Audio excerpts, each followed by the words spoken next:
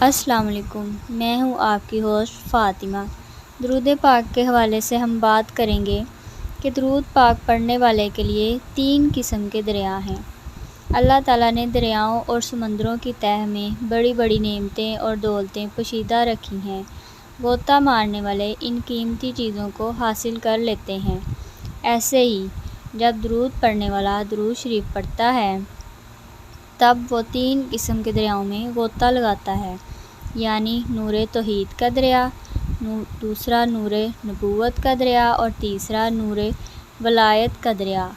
جب اللہم بندے نے کہا تو رب تعالیٰ کی تمام اسماء حسنی کی فضیلت کو پا لیا اور تمام فضائل حاصل کر لیے۔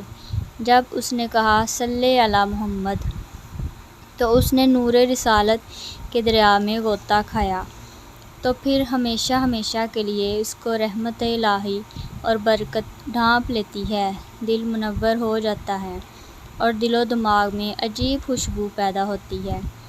جب اس نے کہا وَعَلَىٰ آلِهِ وَبَارِكْ وَسَلِّمْ تو فضل اور کرامت کے دریا میں غوطہ لگایا اور پاک صاف ہو جاتا ہے اور ولایت حاصل کر لیتا ہے۔